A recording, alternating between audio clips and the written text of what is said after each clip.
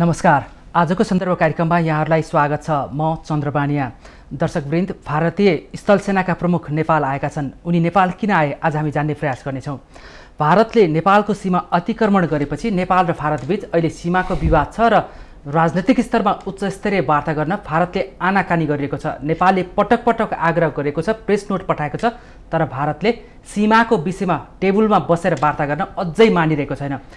यसरी नेपाल र भारतबीच सीमा अतिक्रमणको विषयलाई लिएर वार्ता हुनै नसकेको बेलामा केही समय अगाडि भारतीय जासुसी संस्था रका प्रमुख नेपाल आए, बालुवाटार छिरे, प्रधानमन्त्रीलाई भेटे र नेकपाभित्र एउटा ठुलो राजनीतिक तरङ्ग पैदा गरेर उनी फर्किसकेको अवस्था छ।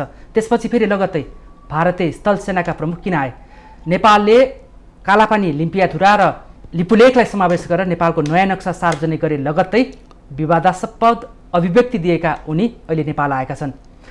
कसैको उत्साहमा नेपालले नयाँ नक्सा सार्वजनिक गर्यो भनेर अभिव्यक्ति दिने भारतीय सेना अध्यक्षलाई नेपालमा सम्मान गरिने कार्यक्रम पनि राखेको छ। उनी यति बेला सत्तारूढ दल नेकपाभित्र विवाद चलिरहेको बेलामा किन नेपाल आए हामी जान्ने प्रयास गर्नेछौँ र यो विषयलाई प्रमुख प्रतिपक्षी दल नेपाली काङ्ग्रेसले कसरी विश्लेषण गरिरहेको छ हामी जान्ने प्रयास गर्नेछौँ। यो विषयमा कुराकानी गर्नको लागि नेपाली काङ्ग्रेसका केन्द्रीय सदस्य एवं पूर्व मन्त्री डाक्टर नारायण खड्का अहिले हामीसँग हुनुहुन्छ। डाक्टर साहब, स्वागत छ यहाँलाई। धन्यवाद छ चन्द्रजी। म सिधै प्रश्नमै जान्छु। ठिक छ। भारतीय स्थल सेनाका प्रमुख अहिले नेपाल आएका छन्, किन आयो होलान् भन्नेमा हामी सिधा उहाँलाई सम्मान ग्रहण गर्न मात्रै आयो भन्ने बुझ्छौँ कि उनी कुनै उद्देश्य बोकेर आइरहेका छन्?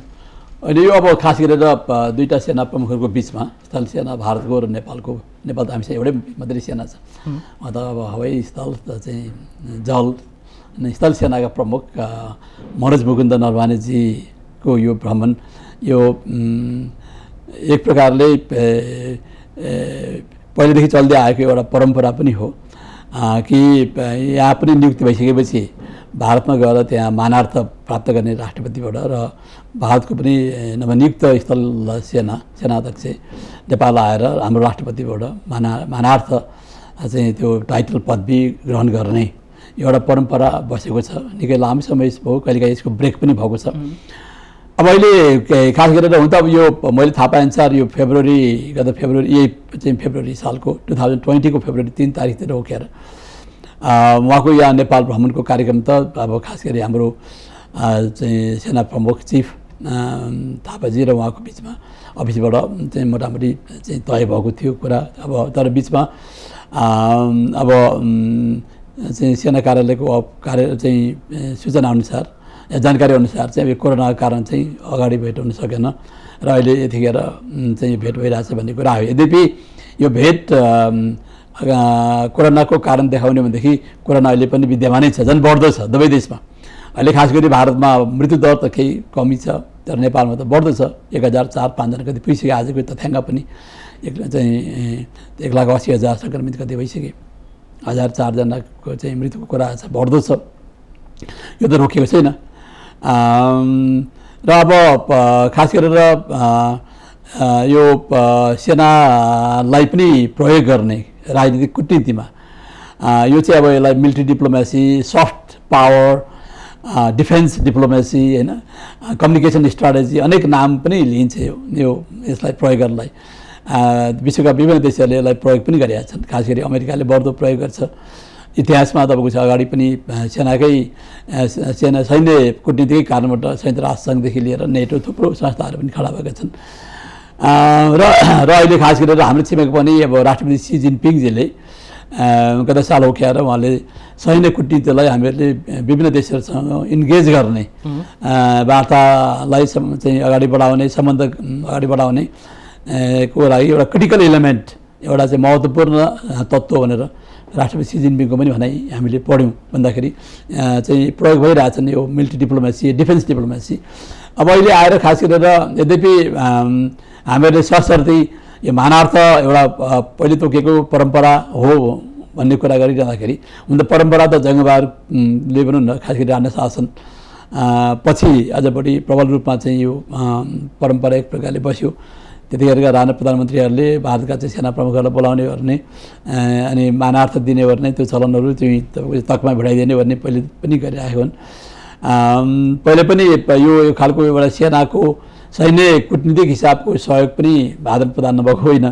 तपाईँलाई थाहा छ कि भारतको चाहिँ 1857 को जुन म्युटिनी छ, सिपाहीको विद्रोह, त्यो सिपाहीको विद्रोहमा जङ्गबहादुरले 9000 को फौज आफै लिएर लखनऊमा चाहिँ गएका थिए होइन, र चाहिँ सफलतापूर्वक दमन गऱ्यौँ भनेर चाहिँ पछि उनकै त्यो कारणबाट 4वटा मुलुक हामीहरूले प्राप्त पनि गऱ्यौँ, नयाँ मुलुक भनेर हामी भन्थ्यौँ। भन्दाखेरि यो एउटा चलन त छ, तर अहिले यतिखेर खास गरेर चाहिँ गत यो मेको 8 तारिकमा चाहिँ भारतका रक्षा मन्त्री राजनाथ सिंहजीले भिडियो कन्फरेन्स मार्फत चाहिँ यो उत्तराखण्डको घटिया बगरदेखि कालापानीसम्मको 80 किलोमिटर बाटोको, यद्यपि त्यो बाटो पुरा त भइसकेको छैन, तथापि त्यतिखेर कति 70-72 कति किलोमिटर बनिसकेको थियो, बाँकी 4-5 किलोमिटर अहिले यो अस्तिको यो बर्खाको टाइममा बनाउने भन्ने कुरा थियो। भन्दाखेरि त्यतिखेर त्यसको 1 हप्तापछि भनेको मे 15 तारिकमा त्यतिखेर पनि रक्षा मन्त्रीजीले दायाँ र बायाँ चाहिँ स्थलगत र चाहिँ सेना र चाहिँ मलाई लाग्छ सैन्य सल्लाहकार रोकेर राखेर चाहिँ उद्घाटन गर्नुभएको थियो। र त्यसको 1 हप्तापछि अर्थात् मे 15मा एउटा इन्स्टिच्युटमा, यो डिफेन्स एनालिसिस सेक्युरिटी एनालिसिस भन्ने इन्स्टिच्युट मोहन पानीकर भन्ने दिल्लीमा, त्यसमा बोल्ने क्रममा अहिलेको जुन यहाँ आज आइपुग्नुभयो स्थल सेनाध्यक्ष मनोज मुकुन्द नरवानेजी, उहाँले चाहिँ यो सीमा सम्बन्धी कुराहरूमा जुन नेपालले बोल्यो त्यो कसैको उक्साहटमा हो। होइन, त्यो कुरा आइसक्यो। अब यिनको नियत के हुनसक्छ, भारतको उद्देश्य के हुनसक्छ, उनी नेपाल किन आए? परम्पराको कुरा मैले भनिहालेँ। त्यही भएर अब त्यसपछि अलिक सम्बन्ध चिसिएको अवस्था पनि थियो। यद्यपि पछि उहाँले त्यसलाई करेक्सन गर्ने हिसाबले मैले नेपालीहरूको भावना चोट पुर्याउन खोजेको होइन भन्ने वक्तव्य पनि गर्नुभयो होइन। तर अब यतिखेर अहिले आएर खास गरेर एउटा श्रृङ्खलाबद्ध, एकातिर हाम्रो चाहिँ भनौँ न हामीले आफ्नो नक्सा जारी गरिसक्यौँ, संविधानमा संशोधन गरिसक्यौँ, भारतले पनि उसको आफ्नो नक्सा जुन जारी गरिसके पश्चात हामीले चाहिँ विरोध पत्र चाहिँ परराष्ट्र मन्त्रीले तत्कालीन चाहिँ के अरे अहिलेको राजदूतलाई अफिसमा बोलाएर पनि एउटा चाहिँ विरोध पत्र दिनुभएको थियो भन्दाखेरि, र परराष्ट्र मन्त्रालयले यो सीमा सम्बन्धीका मुद्दाहरू खास गरी विवादलाई चाहिँ समाधान गर्नको लागि वार्ता हुनु पऱ्यो भनेर 3टा कूटनीतिक नोट पनि पठाइसकेको अवस्थामा भारतले त्यही बेला भन्यो कि पहिलो नोटमै भन्यो कि अहिले यतिखेर वार्ता गर्ने समय छैन, यो कोरोनाको महामारी सकियोस् अनि वार्तामा बसौँला भनेर भन्यो होइन। त त्यसपछि अहिले अचानक चाहिँ वार्ताहरू भइरहेको थियो। अगस्त 15मा अहिलेको प्रधानमन्त्री श्री खड्गप्रसाद ओलीजीले, नेपालका प्रधानमन्त्रीजीले प्रधानमन्त्री नरेन्द्र मोदीजीलाई भारतको इन्डिपेन्डेन्स डेमा बधाई शुभकामना दिनुभयो। त्यसपछि अनि अब त्यसले कुनै खास मलाई लाग्दैन चाहिँ वार्ताको ढोका खोल्यो भनेर त होइन, किनकि अब धेरै देशले मलाई बधाई दिँदाखेरि नेपालको प्रधानमन्त्री दिँदाखेरि फोन उठाउनु कुरा भएन। तर त्यसपछि अस्ति अचानक यही कार्तिकको 5 गते चाहिँ रका प्रमुख सामन्त गोयलजी नेपाल आउनुभयो र अचानक के भनेदेखि परराष्ट्र मन्त्रालयलाई मैले त्यहाँको कर्मचारी साथीहरूलाई सोद्धाखेरि हामीलाई खासै जानकारी केही छैन, तर भारतीय राजदूतावासबाट एउटा हामीलाई जानकारी, एउटा पत्र जस्तो या फोनबाट पनि आएको थियो कि हाम्रो चाहिँ जहाज आउँदैछ। डाक्टर साहब, भूमिका अलि बढी भयो, हामी अलिकति सिधा मैले भने सिधा यो अलिकति कन्टेक्स्ट नथापिकन होइन, यो विषयमा हामीले धेरै छलफल गरेका दर्शकलाई मोनोटोनस नहोस् भनेर मैले ब्रेक गरिरहेको छु। यो पृष्ठभूमि ब्याकग्राउन्ड कहिले आयो, के भयो भन्ने कुरा सबै दिइसक्यौँ। अब अहिले हामीले जान्न खोजेका चाहिँ भारतीय सेना प्रमुख नेपाल अहिले किन आए, अहिले जुन मानार्थ सम्मान दिने भनेको छ त्यसकै लागि मात्रै आए या भारतको अन्य उद्देश्य बोकेर यिनी आएका छन्? होइन, मैले तपाईँलाई भनिहालेँ कि वास्तवमा सैन्य कूटनीति पनि प्रयोग हुन्छ र यतिखेर अगाडि मैले सन्दर्भ कारण जोडेको थिएँ कि तपाईँको चाहिँ वार्ता नभइरहेको अवस्थामा, परराष्ट्रसँग वार्ता नभइरहेको अवस्थामा चाहिँ एक चाहिँ कार्तिक 5 गते रहेको चिफ र यतिखेर नरवानेजी आउनुभएको छैन। अब अहिले खास गरेर आउनुको कारण के भनेदेखि मानार्थ त त्यो भइहाल्यो। यद्यपि अहिले यतिखेर तपाईँको चाहिँ प्रधानमन्त्रीसँग धेरै लामो 1-to-1 वार्ता हुने कुरा पनि छैन। त्यहाँ अब हाम्रो सेना प्रमुख पनि बस्नु होला या सेनाको कुनै पदाधिकारी बस्छन् र अब अहिले यतिखेर प्रधानमन्त्री आफै पनि रक्षा मन्त्रालयको सम्हालिराखेको हुनाले रक्षा मन्त्रालयको कोही सचिवहरू राख्नु होला भन्ने एउटा होइन। त्यस कारण यसले धेरै ठुलो उ त होइन, तर के भनेदेखि एउटा श्रृङ्खलाबद्ध कि अब हामी वार्ताको लागि चाहिँ एउटा चाहिँ संवादको लागि खास गरेर अब अर्को महिना मङ्सिरमा चाहिँ परराष्ट्र चाहिँ जुन एउटा संयन्त्र छ परराष्ट्र मन्त्रीको बिचको, त्यो संयन्त्रलाई एक्टिभेट गर्ने कुरा छ। सायद यसैको लागि एउटा ओपन अप गर्ने एउटा चाहिँ माध्यमको रूपमा एउटा सैन्य कूटनीतिक हिसाबबाट चाहिँ मलाई लाग्छ अहिले यो टाइममा कोरोनाको महामारी भइरहेकै बेला आउनु भनेको चाहिँ के भनेदेखि यो अलिकति जुन नेपालसँग वार्ता नभएर अलिकति अब यो खास गरी अहिले नेपालको communist party Nepali communist party बढी मात्रामा चीन चाहिँ मुखी भइरहेको अवस्थामा र चीनसँग बढी मात्रामा सहकार्य भइरहेको र चीनको पनि सैन्य गतिविधि बन्न सक्छ भन्ने आशंका पनि भारतले भनेको वास्तवमा चाहिँ बिपिन रावत तपाईँको चाहिँ अर्को हुनुहुन्छ चाहिँ डिफेन्स उसको चिफ, उहाँले त के भन्दाखेरि भारत र भुटान चाहिँ भूगोलको कारणबाट नेपाल चाहिँ भारतसँग बढी जोडिनुपर्छ भनेर वक्तव्य पनि दिनुभयो उहाँले। भन्दाखेरि त्यो हिसाबले चाहिँ होइन अब भारत हामी सहयोग गर्न तयार छौँ, वार्ता गर्न तयार छौँ भन्ने एउटा मेसेज पनि हो। यो एउटा मेसेज पनि हो। चीनप्रति अलिकति निकटता नेपालले बढाउन खोजिरहेपछि भारत सशङ्कित भएर त्यो बारेमा बुझ्नलाई पनि आएको हो कि होइन? निश्चय नै त्यो हो, निश्चय नै। अहिले खास गरेर यो बिचमा जुन हिसाबले चीनको गतिविधिहरू नेपालमा अब चाहे सरकारको बेलामा होस्, अब चाहिँ अप्ठ्यारो बेलामा होस् या अन्य समय पनि, र एउटा कम्युनिस्ट पार्टी भएको नाताले चीनसँग बढी मात्रामा चाहिँ सम्बन्धहरू विकसित भइरहेको अवस्थामा त्यसले र अहिले खास गरी तपाईँले भन्नुपर्दाखेरि करिब 9-10 दिन अगाडि चाहिँ अमेरिकामा चाहिँ अमेरिकन चाहिँ रक्षा र परराष्ट्र मन्त्री 2+2 को वार्ता भयो भारतमा होइन, जसमा चाहिँ अब सैन्यदेखि लिएर त चाहिँ एउटा बेखा भन्ने एउटा एग्रिमेन्ट पनि भएको छ र साथसाथै इन्डो पेसिफिकका कुरा पनि आएका छन्। र तपाईँले एउटा नोट गर्नुपर्ने कुरा के छ भनेदेखि अहिले यो हाम्रो चाहिँ स्थलगत सेना चाहिँ नरवणेजीको भिजिटसँग तपाईँले जोडेर अहिलेको सन्दर्भमा हेर्दाखेरि कि चाहिँ भारतको यो चाहिँ 2+2 को वार्तापछि भारतका चाहिँ के अरे अमेरिकाका चाहिँ सेक्रेटरी अफ स्टेट होइन चाहिँ माइक पम्पियो श्रीलङ्का जान गए, त्यहाँबाट मालदिप्स गए, तर नेपाल उनी आएनन् होइन। भनेपछि के भनेदेखि अब चाहिँ र भारतलाई के भन्दाखेरि साउथ एसियाको एउटा सुपर पावरको रूपमा चाहिँ उनीहरूले हेरिरहेको छन् भन्दाखेरि नेपाल भुटान जस्तो देश बङ्गलादेशहरूलाई खास गरेर उनीहरूले अब भारतको आँखाबाट हेर्ने अमेरिकन दृष्टिकोण बनेको हो कि भन्ने पनि विश्लेषण गर्न सकिन्छ। त्यही हिसाबले के भनेदेखि अहिलेदेखि यो भिजिट चाहिँ के भने अब अहिले बढी मात्रामा चाहिँ भारतसँगको जुन एउटा सम्बन्ध अलिकति चिसिएको अवस्था, वार्तामा चाहिँ स्टल भएको, इम्पास भएको अवस्था छ, त्यसलाई अलिकति कुकुर पारेर भारतसँग विश्वासको वातावरण बनाउनलाई र खास गरेर योभन्दा अगाडि 5 गतेको जुन भिजिट भयो त्यसमा एक्लै चाहिँ 1-to-1 नै, यद्यपि प्रधानमन्त्रीजीका अहिले उहाँको कार्यालयबाट उहाँले आफूले खास केही भन्नुभएको छैन, उहाँका सल्लाहकारहरूलाई भनिएका कुराहरू बाहिर आएका मात्रै कुराहरू छन् होइन।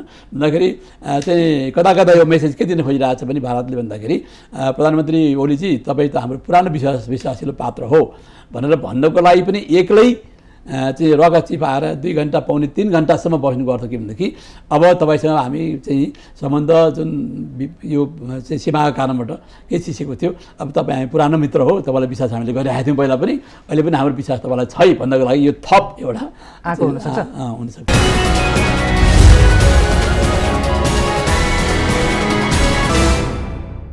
जस्तो रका प्रमुख सामन्त गोयल हजुर कार्तिक 5 मा आए, उनी अप्रत्याशित रूपमा काठमाडौँ आइसकेपछि प्रधानमन्त्रीलाई भेट्ने चाँचो भनेर कङ्ग्रेसको दाबी छ, अन्य सत्तापक्षकै केही नेताहरूको पनि दाबी छ। जबकि सरकार आएपछि जबकि सरकारले चाहिँ सरकारको तर्फबाट चाहिँ यो पहिल्यै परराष्ट्र मन्त्रालय मार्फत यो भेट्ने चाँचो मिलाएर अनुमति लिएरै आएको भनिन्छ। कतिपयले अनुमति नलिकन अप्रत्याशित आए भन्ने पनि छ। रका प्रमुखको कुरा गर्दैछु, सेना प्रमुखको होइन। उनी अप्रत्याशित आए भने जस्तै अहिलेको सेना प्रमुख चाहिँ प्री सेड्युलमा आए या उनी पनि अप्रत्याशितै हो भन्नेमा तपाईँको बुझाइ के, भूमिका नभइदिकन? होइन, यो त प्री सेड्युल नै हो। कति अगाडिको? होइन, मलाई लाग्छ अब यो त करिब गएको फेब्रुअरीमा त तपाईँको चाहिँ त्यो त एउटा चाहिँ आउने भन्ने कुरा मोटामोटी स्वीकृत भएको मात्रै हो होइन। तर त्यसपछि सायद मलाई लाग्छ 1 महिना जस्तोको एक्सर्साइज होला, 1 महिना अगाडि जस्तो उनीहरू मेरो अन्दाज है। फेरि अन्दाज जे होस् 1-2 महिनाको सेड्युलमा आयो होइन। तर यसमा एउटा आशंकायुक्त हेरिरहेको छ नि, जस्तै कोरोनाको कारण नेपालसँग अहिले वार्तामा नबस्ने भनेर भारतीय विदेश मन्त्रालयले पटक भनेको छ। यो कङ्ग्रेसले पनि यसलाई स्वीकारेको छ, सबैले देखेकै छ, मिडियामा आइरहेको छ होइन। त्यति बेलाको कोरोनाको सङ्क्रमणको फैलावट र अहिलेको फैलावट र मृत्युदर केही फरक छैन, उस्तै छ होइन। उस्तै भएको सन्दर्भमा 1-1.5 महिना अगाडि नै बनिसकेको सेड्युलमा त्यति बेला नआएर अहिले चाहिँ किन आए भन्नेमा चाहिँ क्वेसन छ नि। हो, त्यही भने मैले त्यो भनेको भनेदेखि अब एउटा श्रृङ्खलाबद्ध भने त मैले सिरिजमा भयो नि त होइन। पहिला चाहिँ रको चिफ आउनुभयो, आए होइन। त्यति बेला रक्षा मन्त्री हुनुहुन्थ्यो ईश्वर पोखरेल, आएन। अहिले रक्षा मन्त्रीमा ईश्वर पोखरेल हुनुहुन्न, प्रधानमन्त्री नै रक्षा मन्त्री भएको अवस्था छ। प्रधानमन्त्रीलाई नै रका प्रमुखले भेट्नु र अनि त्यही सेड्युलमा मन्त्रीमण्डल पुनर्गठन गरेर रक्षा मन्त्री अरू नभएर प्रधानमन्त्री नै भएको बेलामा भारतीय सेनाका प्रमुख पनि आउनुले यो भित्र केही रहस्य छ भने के अनुमान गर्न होइन सकिन्छ? चाहिँ रगो चिफ त अब रक्षा मन्त्री पनि प्रधानमन्त्री नै भएको मात्रै होइन, अनुसन्धान विभागका चाहिँ अब प्रमुखै भने पनि भयो ओलीजीलाई, प्रधानमन्त्रीलाई होइन। त्यही कारण त्यो त यति चलाखीपूर्ण तरिकाले उनको चाहिँ भिजिट भएको छ कि त्यहाँ अर्को कुनै काउन्टर पार्ट भन्छ नि समकक्षी अर्को गएर भेट्नुपर्ने, जस्तो परास सचिव आएको पनि अर्कोसँग भेट्नु पर्थ्यो। त्यही कारण त्यो हिसाबले त उहाँ नै एप्रोप्रिएट यस्तो टाइमिङ भइदियो कि रक्षा पनि आफै ओलीजी अनि अनुसन्धान विभाग पनि प्रधानमन्त्री कार्यालयमा आएको हुनाले अरू कुनै काउन्टर पार्टसँग भेट्ने कामै थिएन होइन, कसैले भन्ने कुरा नै भएन।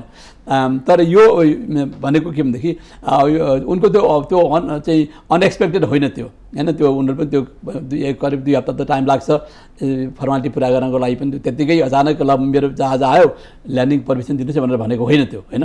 ओलीजीलाई पनि थाहा हुन्छ, ओलीजीलाई मात्रै थाहा होला सायद, त्यो फोनबाट केबाट सायद भारतीय यहाँको एम्बेसीले सायद कम्युनिकेट गरेको होला। अब त्यो चाहिँ अब एक प्रकारको अपारदर्शी रहस्यमय र खास गरी प्रधानमन्त्रीमाथि नै शङ्का गर्ने खालको वातावरण भयो।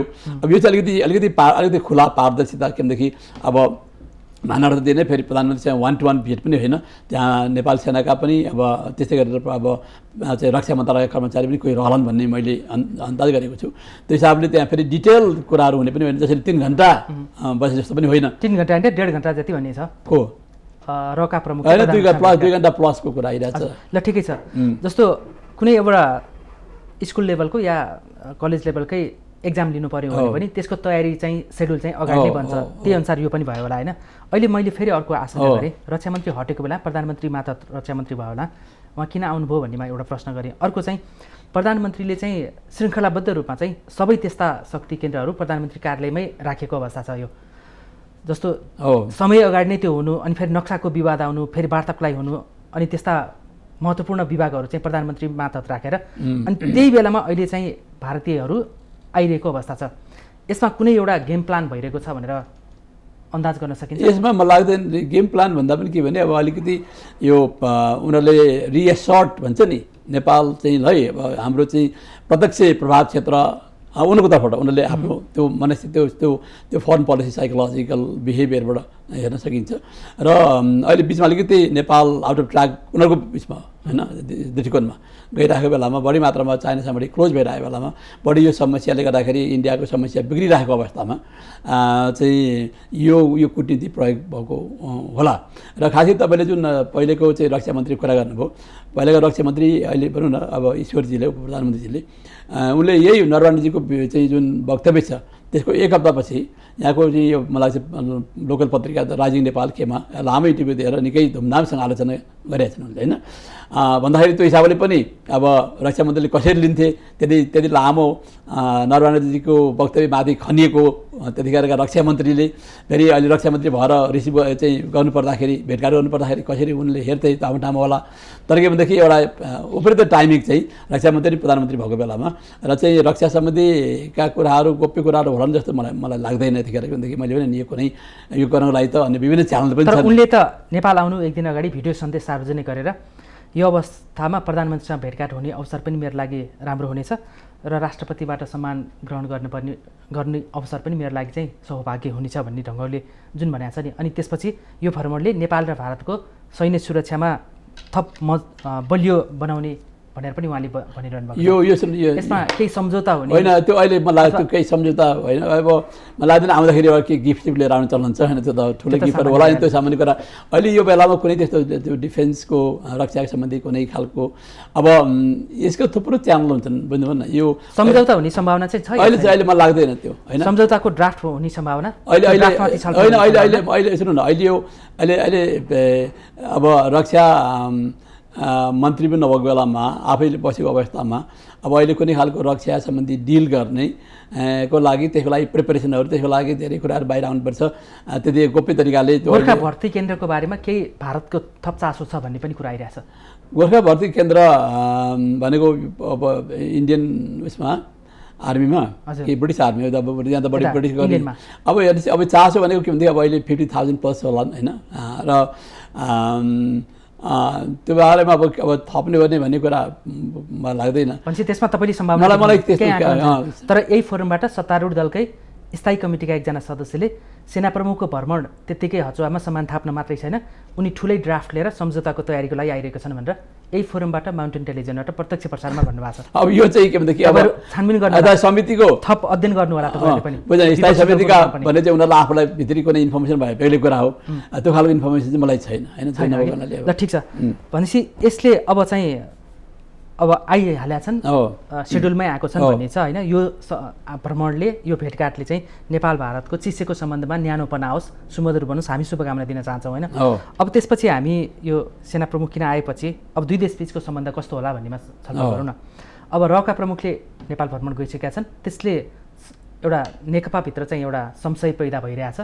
त्यसै कारण पनि अहिले नेकपा फुटको डिलमा पुगेको हो कि भन्ने आशंका पनि नेकपाकै नेताहरूले गरिरहेका अवस्था छन् हैन।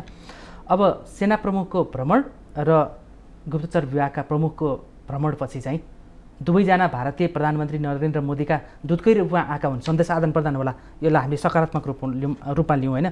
यसपछिको दुई देशबीचको सम्बन्धमा चाहिँ केही सुधार आउने सङ्केत तपाईँ कहीँ देख्नुहुन्छ?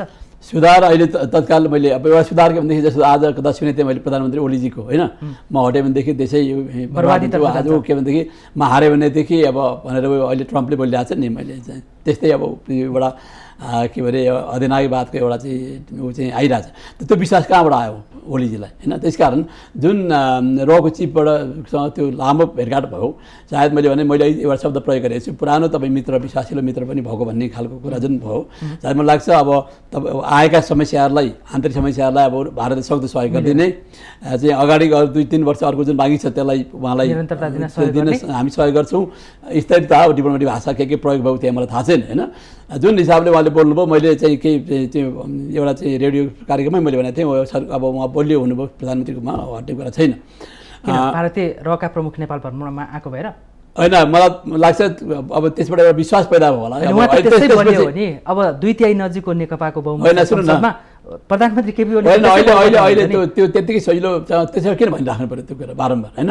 अहिले फेरि आएर प्रचण्डले मागिरहेछन्, मैले बुझेँ, तर के भनेदेखि त्यो त्यसमा कुनै एउटा विश्वास त्यति लामो एउटा चिठी भनौँ न, प्रधानमन्त्री मोदीजीको चिठी लिएर अब 2-2.5 घन्टा बस्न आवश्यक छैन। चिठी दिने आधा घन्टाको चियाचा गरेर भनेपछि त्यो भेट केही रहस्यमय छ, त्यो सबै छैन रहस्यमय। यो चाहिँ डाक्टर नारायण खड्काको बुझाइमा मात्रै रहस्यमय कि सिङ्गो नेपाली कङ्ग्रेस? अब कांग्रेसको त हामी कांग्रेसले नै एउटा ठोस निष्कर्ष यो बारेमा हाम्रो बहस भएको छैन होइन। तर मैले हेर्दाखेरि एउटा चिठी कांग्रेसलाई यस्तोमा चासै हुँदैन होइन, त्यो होइन हाम्रो मिटिङ भएन, त्यो सत्तामा पुग्यो भने पदाधिकारी बैठकमा त्यो छलफल हुनुपर्ने। अब तर के गरे उनीहरूले, तर केन्द्रीय कमिटीको बैठकमा पनि यस्ता भ्रमण किन भए, बालुटारको भेटको रहस्य के हुनसक्छ, छलफलमा आउनुपर्ने विषय होइन। अब त्यो त पर्सि राखेको छ, हेरौँ एजेन्डामा आओस्, छलफलमा आओस्। मैले सूचित मात्रै गरेँ। तपाईँलाई एउटा अर्को कुरा भन्दै हुन्थ्यो चाहिँ अब भारत नेपाल सम्बन्धको उसमा होइन, खालि तपाईँलाई पनि अब कुरा के छ भनेदेखि अहिले यो जुन खालको एउटा गुडविल हिसाबले तर डिप्लोमेटिक हिसाबबाट जुन कुराहरू भइरहेछ, भारतले एउटा भन्ने मौका पनि हो कि अहिले सीमा सम्बन्धी समस्याले समाधान हामी गर्न सक्दैनौँ। त्यही शब्दमा नभनाउनु हुँदै किनकि त्यहाँ नसक्ने सुन्नु न, किन नसक्ने भन्दाखेरि अहिले जुन उत्तरपट्टिको क्षेत्रमा खास गरी मानसरोवर एरियामा चाइनिजहरूले जुन तपाईँको चाहिँ हेभी मिलिट्री बिल्डअपहरूदेखि लिएर पूर्वाधार त्यहाँबाट जुन आउन सक्ने खतरा छ, त त्यसलाई लिएर उनीहरूले चाहिँ हामीलाई त्यो क्षेत्रबाट एकदम संवेदनशील छ सुरक्षाको हिसाबबाट।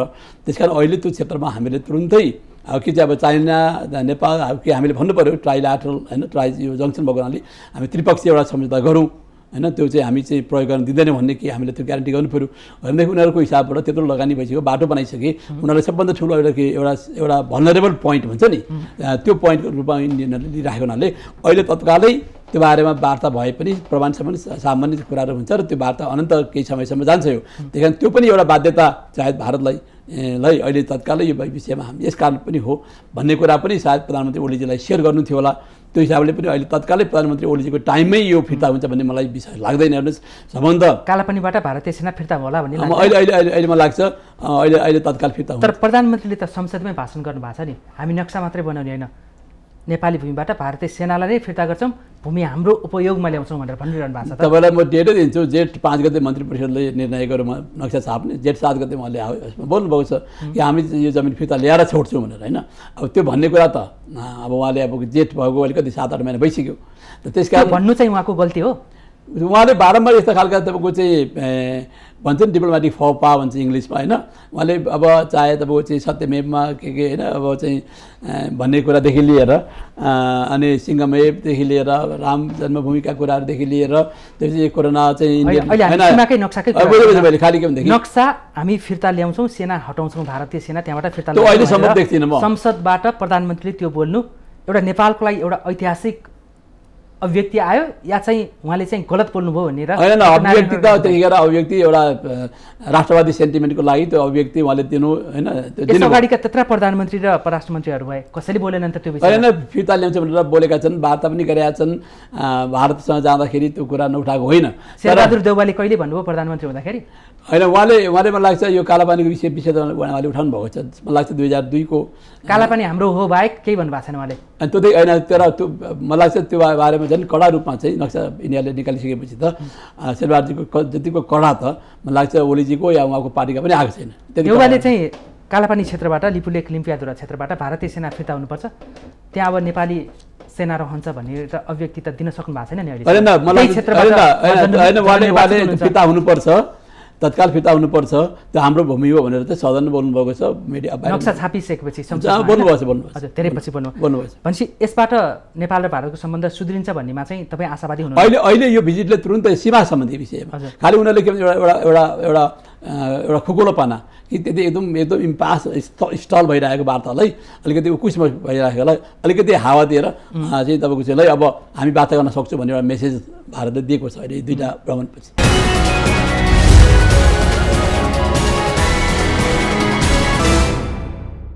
अहिले त्यो रका प्रमुख सामन्त गोयल नेपाल आउनु र अहिले फेरि भारतीय स्थल सेनाका प्रमुख मनोज मुकुन्द आउनुमा चाहिँ यसले चाहिँ भारतको एउटा चाहिँ प्रधानमन्त्री ओलीलाई फेरि थामथुम पार्ने, तपाईँ हाम्रो सुरुदेखिको विश्वासपात्र, अहिले पनि सम्बन्ध राम्रै गरौँ भनेर सन्देश पठाउन आएको छ भनेर यहाँले भन्नुभएको छ नि। प्रधानमन्त्री ओली भारतको विश्वासपात्र सुरुदेखि नै हो कि अहिले मात्रै बिग्रेको जस्तो देखिएको हो? अब अहिले मैले भन्दा पनि नेकपा भित्रकै तत्कालीन एमालेकै तत्कालीन नेताहरूले नै दावा गरिँदै थिए। उहाँ चाहिँ अब चाहे तपाईँ महाकालीको कुरादेखि लिएर होइन चाहिँ त्यही दृष्टिकोणबाट नेकपाका पूर्व एमालेका चाहिँ नेकपा माओवादीकै नेताहरूले पनि त्यसरी हेर्ने गर्थे त्यो भएकोले अब त्यसको डिटेल विस्तृत त उहाँहरू चाहिँ होला उहाँले हेर्ने दृष्टिकोण। तर के भने उहाँले यो पनि त तपाईँलाई भनिदिउँ म जेठ 2 गते जुन नीति र कार्यक्रममा सीमा सम्बन्धीका कुराहरू उठाउँदाखेरि अध्यक्ष दाहाल, अर्का अध्यक्ष दाहाल र अरू चाहिँ माधव नेपालजीहरूले उहाँले त मान्नुभएको थिएन, हामीले नै दबाब दिएर चाहिँ यो चाहिँ नीति अन्तिम घडीमा हामीले राख्न लाग्यो भनेर भन्दाखेरि उहाँको त त्यो बेला पनि नियत त सायद राख्ने थिएन भने गर्दा उहाँकै नेताहरूले भन्नुभएको छ, त्यही पार्टीका नेताहरूले होइन। सायद त्यो पनि मौका पाउनुभयो ओलीजीले चाहिँ त्यो रका चिफसँग कुरा गर्दाखेरि चाहिँ मैले त अब अलिकति समयपछि भनेको थिएँ, मलाई दबाब आयो, हामीले राख्नु पऱ्यो, हामीले यो गऱ्यौँ भनेर भन्नुभयो होला। तर साथसाथै अब नक्सा हाम्रो सबै प्रमाण छ, तपाईँले हेरिदिनु पऱ्यो भनेर पनि भन्नुभयो होला। त्यो म उहाँलाई शङ्काको फाइदा पनि दिन चाहन्छु। तर के भनेदेखि प्रोटोकलको हिसाबबाट त एउटा सामान्य शिष्टाचारको रूपमा भेट्ने चलन छ। हामी जस्तो एउटा डेभलपिङ कन्ट्रीले धेरै रिजिड अमेरिका, भारत, जापान जस्तो या चिनको जस्तो त्यो रिजिड प्रोटोकल मेन्टेन गर्न सक्दैनौँ होइन। यहाँ आएको बेलामा भेटघाट गर्नलाई तपाईँको आधा घन्टाको भेटघाट गर्नलाई मन्त्रीले भेट्दाखेरि त्यसलाई म असामान्य मान्दिनँ, भेट्नुपर्छ। हेर्नुहोस्, भेट्न यो हाम्रो कुटनीति यस्तो छ। तर के भने एउटा प्रधानमन्त्रीको हैसियतबाट त्यही लामो बिना तपाईँको सहयोगी, बिना नोट्सहरू लिने मानिसहरूको बिना एक्लै भेट्नु चाहिँ त्यसले चाहिँ थुप्रै आशंकाहरू पैदा गर्छ नि। डाक्टर नारायण खड्कालाई लाग्छ प्रधानमन्त्री केपी शर्मा ओली र भारतीय गुप्तचर संस्था रका प्रमुख सामन्त गोयल बीच बालुवाटारमा राति झन्डै 2 घन्टाभन्दा बढीको समय एक्लै नै भेट भएको? त्यो एक्लै नै भन्ने कुरै आएको छ भनेदेखि उहाँले अहिलेसम्म फलानु मान्छे थियो भनेर भन्नु भएको छैन। जो मान्छेले बाहिर वक्तव्य दिइरहेछन् यो कुरा भएको भनेर उनीहरूले पनि मत जस्तो एकजना उहाँको के राजनीतिक सल्लाहकार कि राष्ट्र सल्लाहकार भन्नेले चाहिँ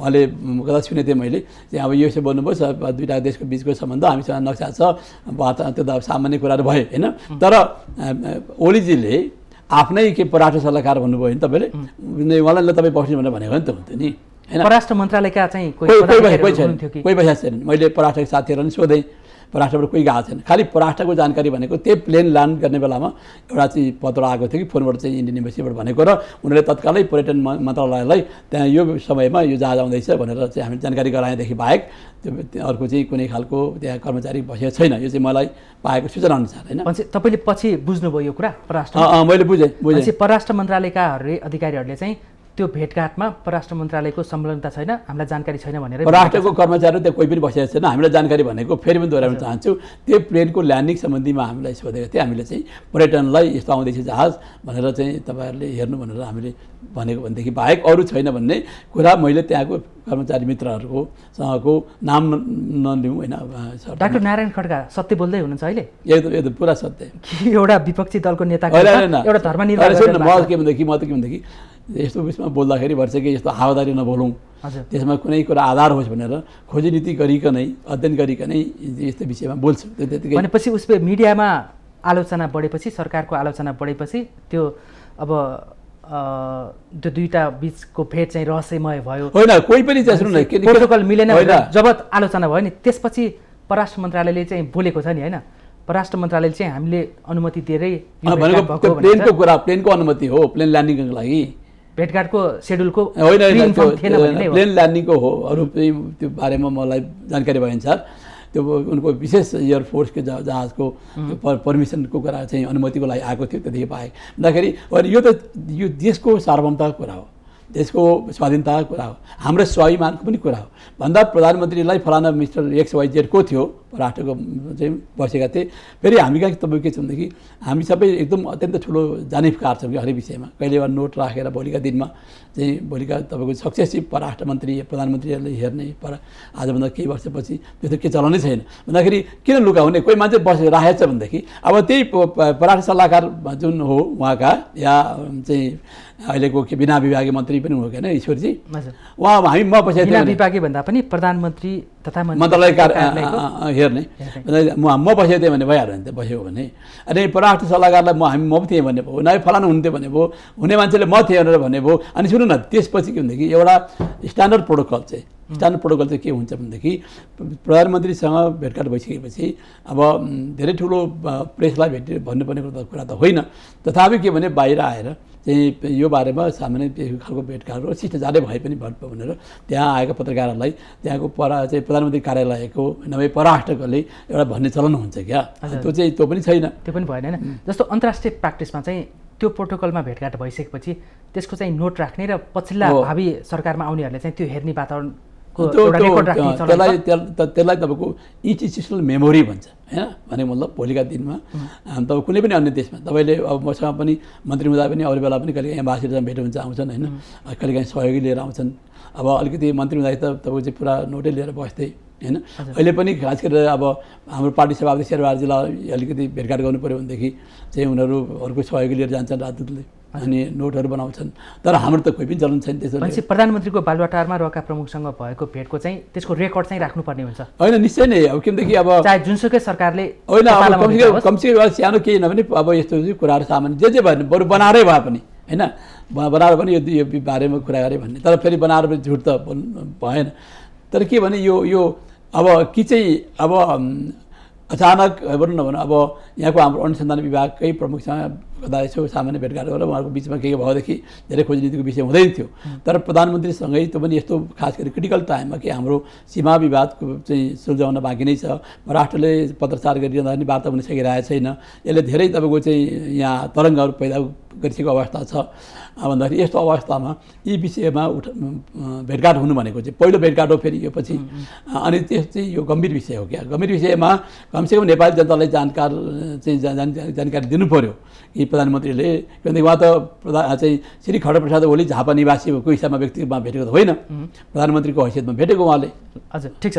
अब भनेपछि अब अहिले चाहिँ त्यो भेटलाई लिएर जुन सञ्चार माध्यमहरूमा जे कुराहरू बाहिर ल्याएको छ नि, यो चाहिँ सत्य होइन, यो चाहिँ भ्रामक मात्रै हो जस्तो लाग्छ कि त्यो भनेका सञ्चार माध्यममा के थुप्रो कुरा आउँछ। रका प्रमुखसँग भेटेपछि चाहिँ छ नि दुई देशबीचको सम्बन्ध चाहिँ खलबलिन नदिने, सहयोग निरन्तर रहने, यो त एउटा सामान्य वार्ताको माध्यमबाट सीमा लगायतका सबै बाहिर आएर यो त सामान्य के भनेदेखि कुनै पनि एउटा बेसिक पोइन्ट छ नि तिनवटा। यो कुनै पनि एउटा सामान्यले भन्न सक्छ। ईश्वरजीले त 7-8 पोइन्टै दिनु छवटा के पनि होइन।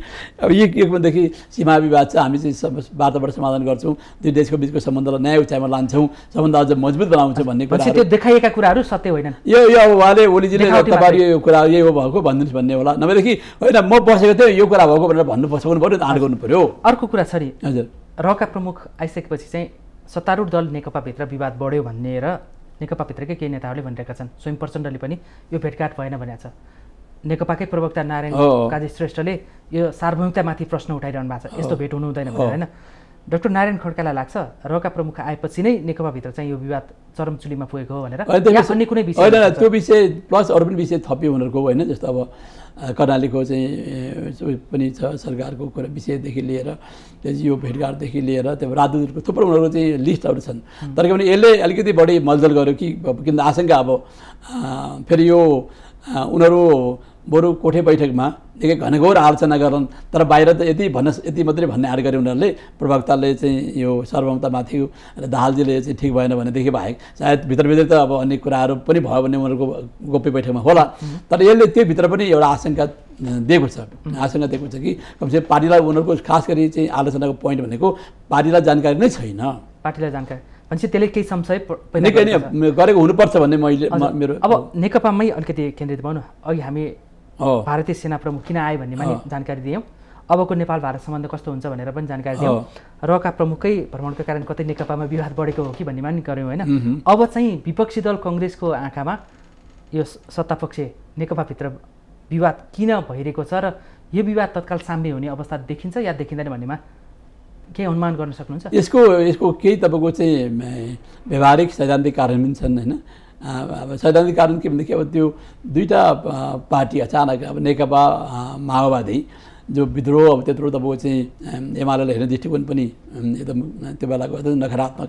एमाले हेर्ने पनि सदनमा पनि जुवारी चलिरहन्थ्यो ओलीजी र दाहालजीको होइन बेला मौकामा र चाहिँ टोटल्ली तपाईँको चाहिँ डिफ्रेन्ट आइडियोलोजीबाट चाहिँ चलिरहेको पार्टी अचानक एउटा भनौँ न अब खचखन्दो अवस्थाको कारणबाट माओवादी बाध्य भएर जोडिन पुग्यो। यद्यपि त्यो पहिला त हामीसँग चाहिँ चुनावी तालमेल गराउनलाई चाहिँ हामीसँग प्रस्ताव गरेको थियो।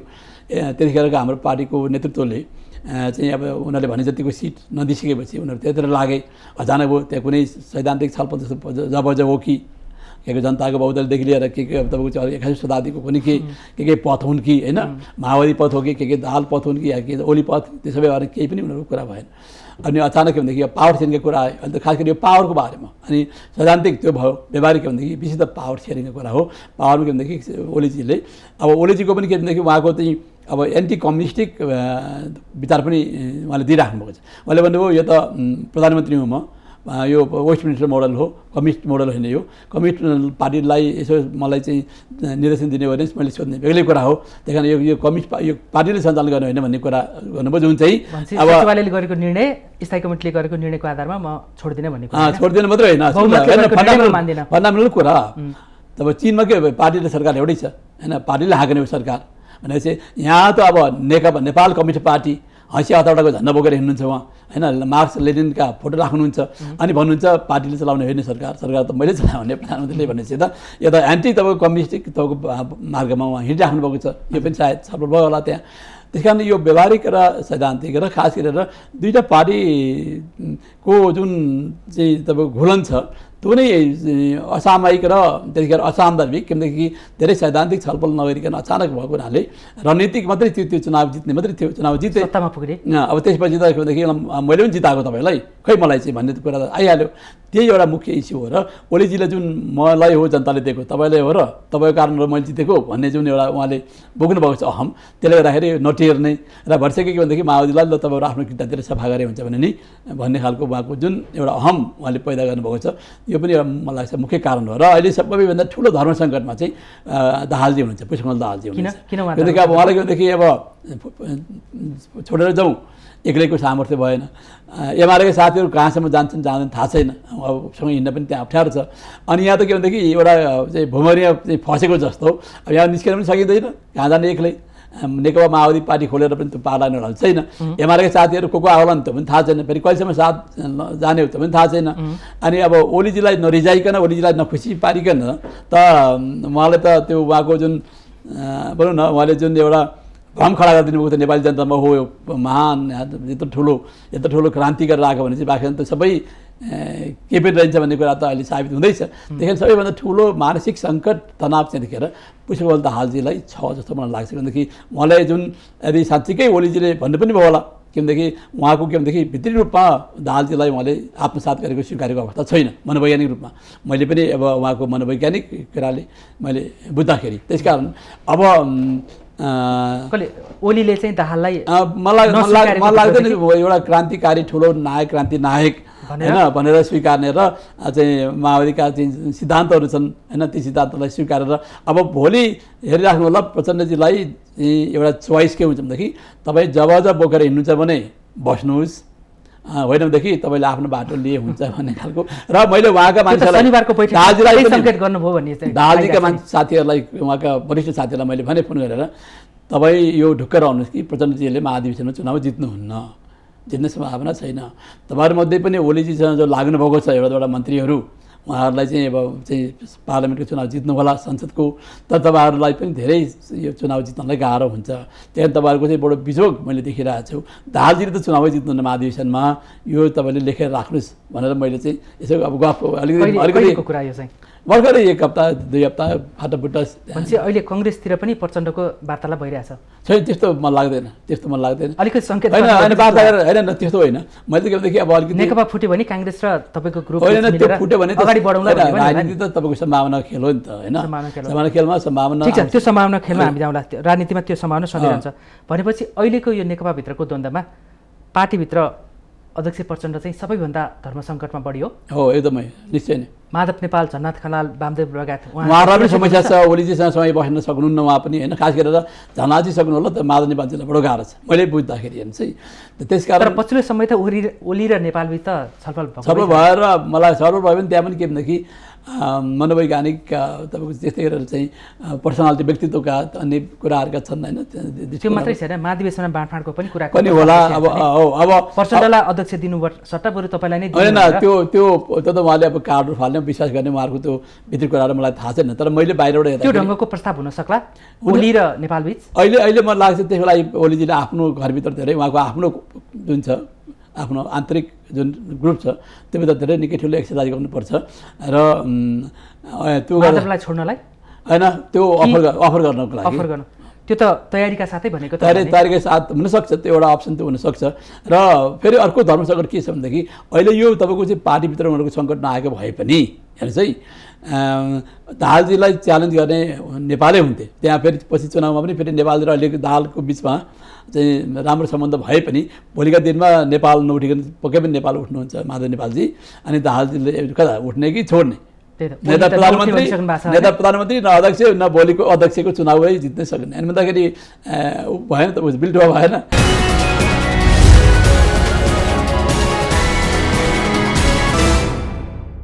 भनेपछि माधव नेपाललाई उसै भावी दिनहरूमा हितलाई हेर्ने भने त ओलीपट्टि नै प्यानलमा रह्यो भने उहाँ सुरक्षित हुने। त्यो प्रयोग गर्न ओलीजीले प्रयोग गर्न सक्नुहुन्छ। अब यो चाहिँ मैले भन्दै बढी उनीहरूको पार्टीभित्रको धेरै कुरा बुझे जस्तो हो कि, तर त्यो होइन।